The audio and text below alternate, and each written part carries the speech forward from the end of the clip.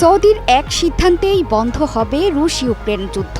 এক্ষেত্রে আমেরিকার নতুন প্রেসিডেন্ট ডোনাল্ড ট্রাম্পের ট্রাম্প কার্ড হয়ে উঠবেন সৌদি যুবরাজ মোহাম্মদ বিন সালমান। আসছে ফেব্রুয়ারিতেই সৌদি আরব সফর করতে পারেন ট্রাম্প। হয়তো সেই সফরেই লুকিয়ে আছে রুশ ইউক্রেন যুদ্ধ বন্ধের সূত্র। শনিবার এমন সম্ভাবনার আভাস দিয়েছেন প্রেসিডেন্ট নিজেই।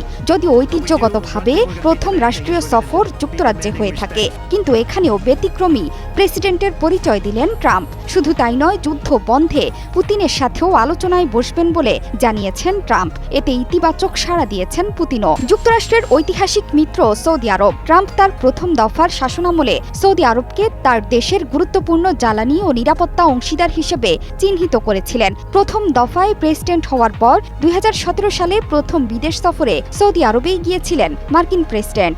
সৌদি সরকার ট্রাম্পকে উষ্ণ অভ্যর্থনা জানিয়েছিলেন। সৌদি সফরে গিয়ে তরবারি নিয়ে ট্রাম্পের নাচ বেশ আলোচিত হয়েছিল। শনিবার সাংবাদিকদের ট্রাম্প জানান, যুক্তরাষ্ট্রের কাছ থেকে শত কোটি ডলারের পণ্য কিনতে রাজি হওয়ায় এর আগে সৌদি আরবে গিয়েছিলেন তিনি।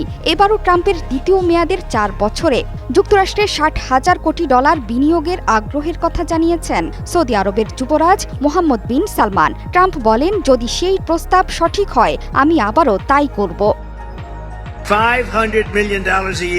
শুধু বাণিজ্যই নয়, রাশিয়া ইউক্রেন যুদ্ধ বন্ধেও সৌদির ওপরই ভরসা করছেন মার্কিন প্রেসিডেন্ট ডোনাল্ড ট্রাম্প। এই প্রসঙ্গে মার্কিন প্রেসিডেন্ট বলেছেন, সৌদি আরবের একটি সিদ্ধান্তই রাশিয়া ও ইউক্রেনের মধ্যে চলমান যুদ্ধের অবসান ঘটাতে পারে। তার মতে, মধ্যপ্রাচ্যের সৌদি আরব এবং খনিজ তেল রপ্তানিকারক দেশগুলো যদি তেলের দাম কমিয়ে দেয়, তাহলে সঙ্গে সঙ্গেই যুদ্ধ বন্ধ হয়ে যেতে পারে। এ বিষয়ে বিস্ময় প্রকাশ করেছেন ট্রাম্প। কেন এতদিন এই পদক্ষেপ নেওয়া হয়নি? সুইজারল্যান্ডের দাভোসের ওয়ার্ল্ড ইকোনমিক ফোরামের বার্ষিক সভায় ভার্চুয়ালি যুক্ত হয়ে বিশ্ব নেতাদের উদ্দেশ্যে এই বার্তা দেন ট্রাম্প। তিনি বলেন, আমি সত্যি অবাক, কেন খনিজ তেল রপ্তানিকারক দেশগুলো এখনও তেলের দাম কমাচ্ছে না। তার মতে, সৌদি আরব এবং অন্যান্য পেট্রোলিয়াম রপ্তানিকারক দেশগুলোর এই পদক্ষেপ নেওয়া আগেই উচিত ছিল, বিশেষ করে মার্কিন যুক্তরাষ্ট্রের প্রেসিডেন্ট নির্বাচনের আগেই।